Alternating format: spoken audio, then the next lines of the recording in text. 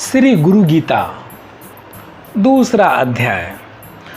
जो ब्रह्मा आनंद स्वरूप है, परम सुख देने वाले हैं, जो केवल ज्ञान स्वरूप है, सुख दुख शीतल उष्ण आदि द्वंद्वों से रहित है, आकाश के समान सूक्ष्म और सर्वव्यापक है, तत्वमसि आदि महावाक्यों के लक्ष्यार्थ है, एक है, नित्य है, मल रहित है, अचल है, सर्वबुद्धियों के साक्षी है, भावना से परे है, सत्व रज और तम तीनों गुणों से रहित है।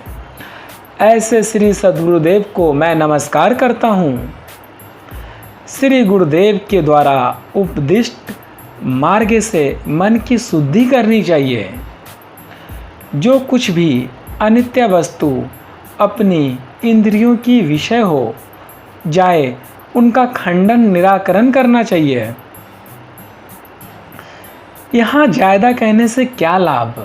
श्री गुरुदेव की परम कृपा के बिना करोड़ों शास्त्रों से भी चित्र की विशांति दुर्लभ है। करुणा रूपी तलवार के प्रहार से शिष्य के आठों पासों संशय, दया, भय, संकोच, निंदा, प्रतिष्ठा, कुलाभिमान और संपत्ति को काटकर निर्मल आनंद देने वाले को सद्गुरु कहते हैं। ऐसा सुनने पर भी जो मनुष्य गुरु निंदा करता है, वह मनुष्य जब तक सूर्य चंद्र का अस्तित्व रहता है तब तक घोर नरक में रहता है। हे देवी, देह कल्प के अंत तक रहे तब तक श्री गुरुदेव का स्मरण करना चाहिए और आत्मज्ञानी होने के बाद भी स्वच्छंद अर्थात स्वरूप का छंद मिलने पर भी शिष्य को गुरुदेव की शरण नहीं छोड़नी चाहिए। श्री गुरुदेव के समक्ष प्रज्ञावान शिष्य को कभी हुकार शब्द से मैंने ऐसा किया वैसा किया नहीं बोलना चाहिए और कभी असत्य नहीं बोलना चाहिए। गुरुदेव के समक्ष जो हुकार शब्द से बोलता है अथवा गुरुदेव को तू कहकर जो बोलता है, वह निर्जन मरुभूमि में ब्रह्म राक्षस होता है। सदा और सर्व अवस्थाओं में अद्वैत की भावना करनी चाहिए, परंतु गुरुदेव के साथ अद्वैत की भावना कदापि नहीं करनी चाहिए। जब तक दृश्य प्रपंच विस्मृति ना हो जाए तब तक गुरुदेव के पावन चरणारविंद की पूजा अर्चना करनी चाहिए। ऐसा करने वाले को ही कैवल्य पद की प्राप्ति होती है, इससे विपरीत करने वाले को नहीं होती। संपूर्ण तत्वज्ञ भी यदि गुरु का त्याग कर दे तो मृत्यु के समय उसे महान विक्षेप अवश्य हो जाता है। हे देवी, गुरु के रहने पर अपने आप कभी किसी को उपदेश नहीं देना चाहिए। इस प्रकार उपदेश देने वाला ब्रह्म राक्षस होता है।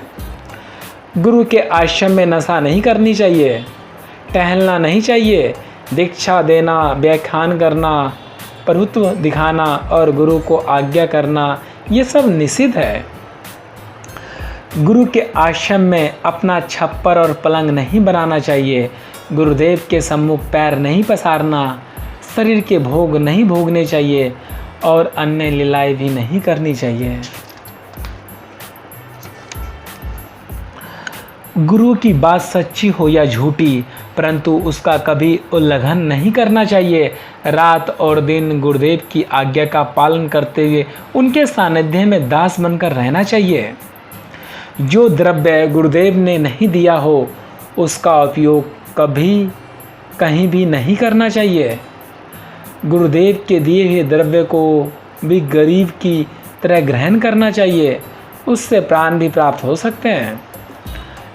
पादुका, आसन, बिस्तर आदि जो कुछ भी गुरुदेव के उपयोग में आते हो, उन सर्व को नमस्कार करने चाहिए और उनको पैर से कभी भी नहीं छूना चाहिए।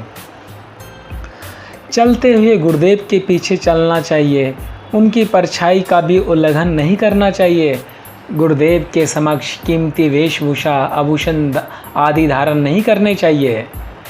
गुरुदेव की निंदा करने वाले को देखकर यदि उसकी जीवा काट डालने में समर्थ ना हो तो उसे अपने स्थान से भगा देना चाहिए, वह यदि ठहरे तो स्वयं उस स्थान का त्याग करना चाहिए।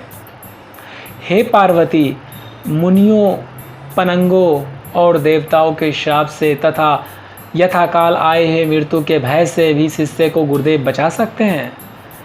गुरुदेव के श्री चरणों की सेवा करके महावाक्य के अर्थ को जो समझते हैं वे ही सच्चे सन्यासी हैं, अन्य तो मात्र वेशधारी हैं। गुरु वे हैं जो नित्य निर्गुण निराकार परम ब्रह्मा का बोध देते हैं। वे जैसे एक दीपक दूसरे दीपक को प्रज्वलित करता है, वैसे ही शिष्य में ब्रह्म भाव प्रकटाते हैं। श्री गुरुदेव की कृपा से अपने भीतर ही आत्मानंद प्राप्त करके समता और मुक्ति के मार्ग द्वारा शिष्य आत्मज्ञान को उपलब्ध होता है। जैसे स्फटिक मणि तथा दर्पण में दर्पण दिख सकता है, उसी प्रकार आत्मा में जो चित्र और आनंदमय दिखाई देता है वह मैं हूँ। हृदय में अंगुष्ठ मात्र परिमाण वाले चैतन्य पुरुष का ध्यान करना चाहिए। वहाँ जो भाव स्फूर्ति होता है वह मैं तुम्हें कहता हूँ, सुनो।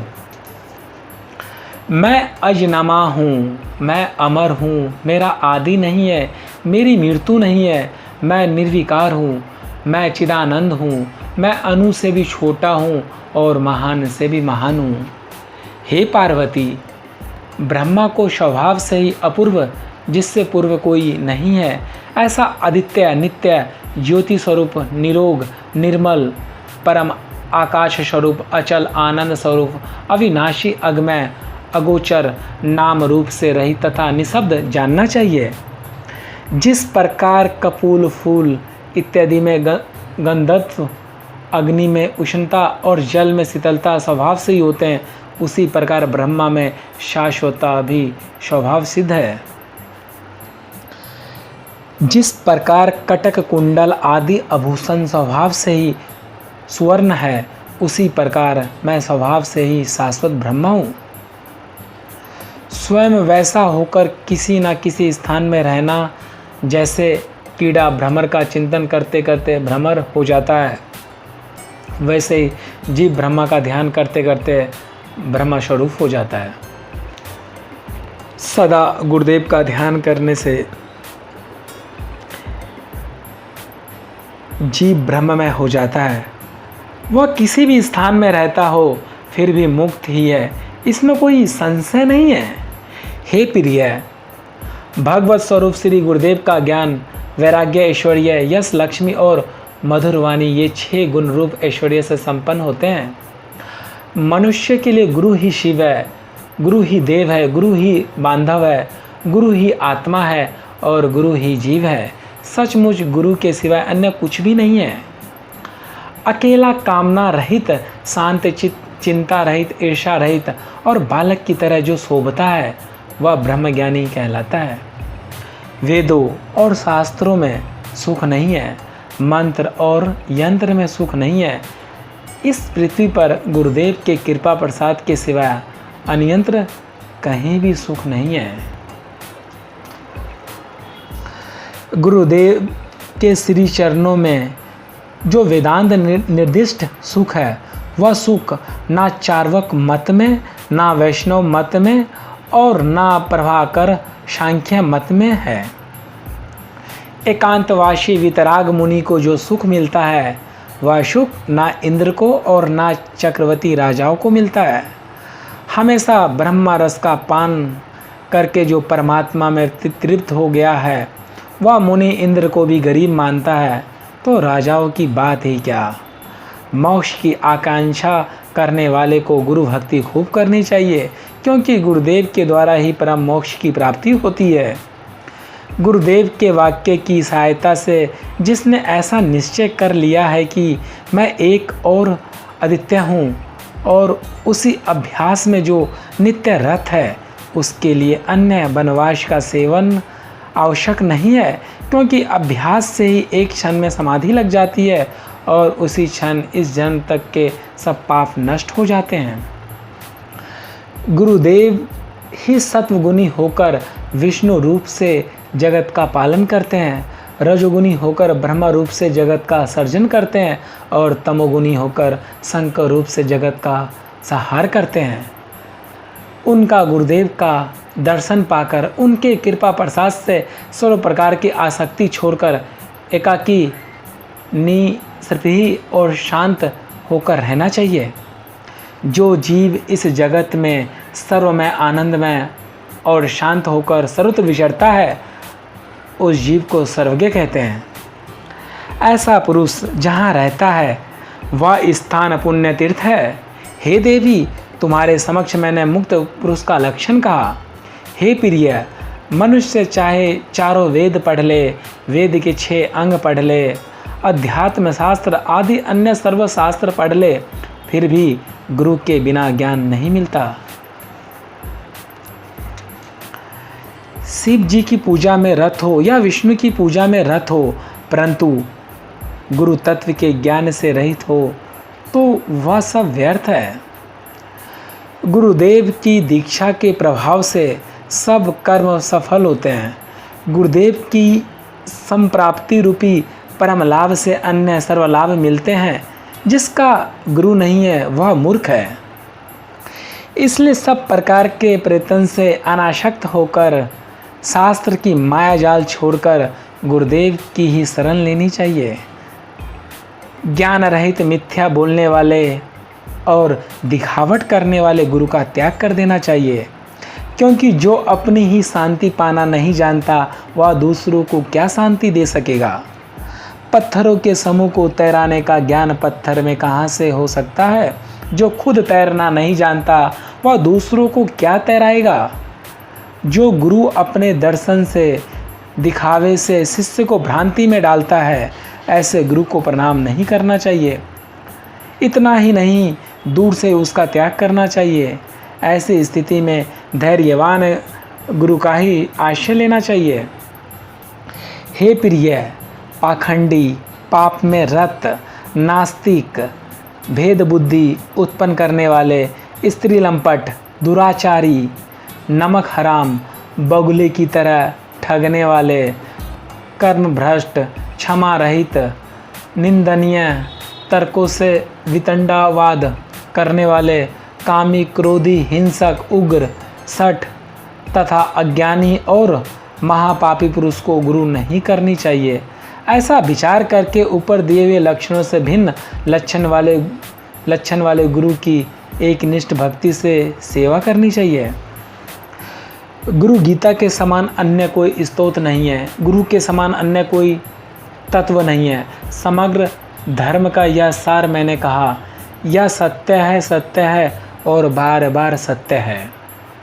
हे प्रिय, इस गुरु गीता का पाठ करने से जो कार्य सिद्ध होता है वह अब कहता हूँ।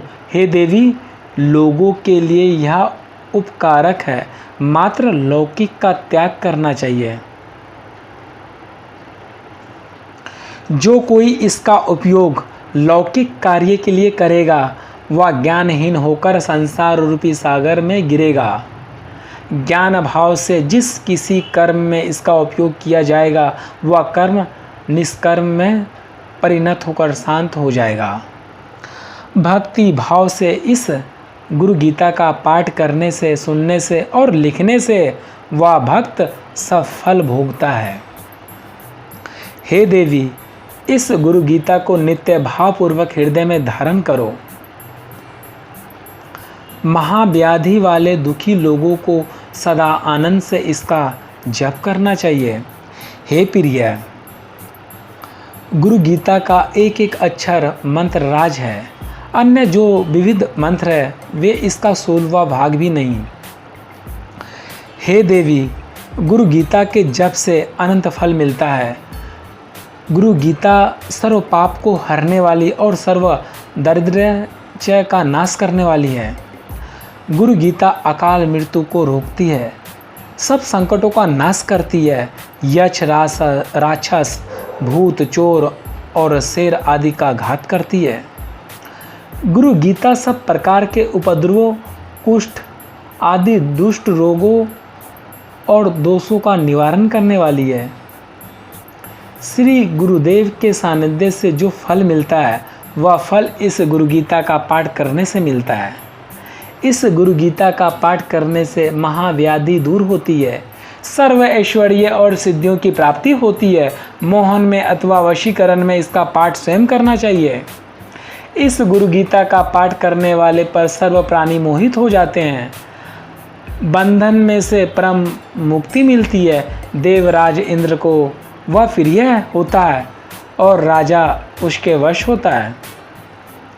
इस गुरु गीता का पाठ शत्रु का मुख बंद करने वाला है, गुणों की वृद्धि करने वाला है, दुष्कृत्यों का नाश करने वाला और सत्कर्म में सिद्धि देने वाला है।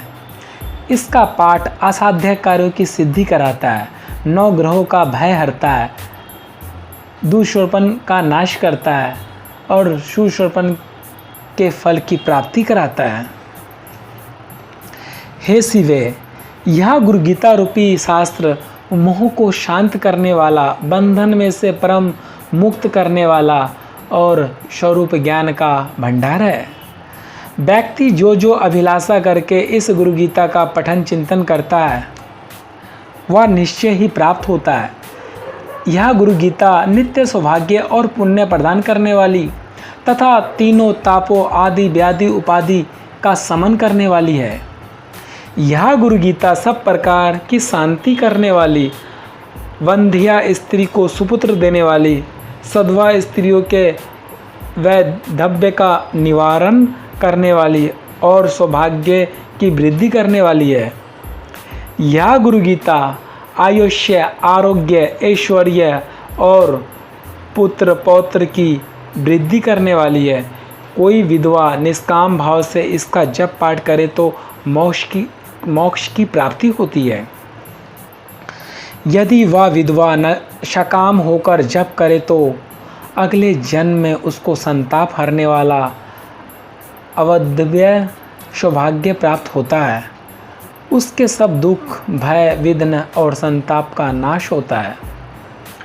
इस गुरु गीता का पाठ सब पापों का समन करता है, धर्म, अर्थ, काम और मोक्ष की प्राप्ति कराता है। इसके पाठ से जो जो आकांक्षा की जाती है वह अवश्य सिद्ध होती है।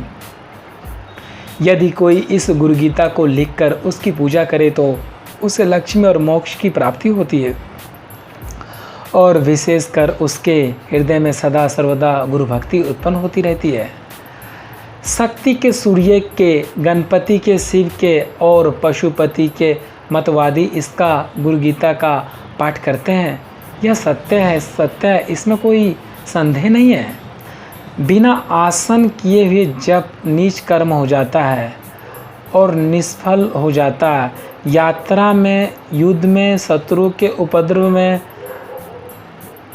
गुरु गीता का जप पाठ करने से विजय मिलता है।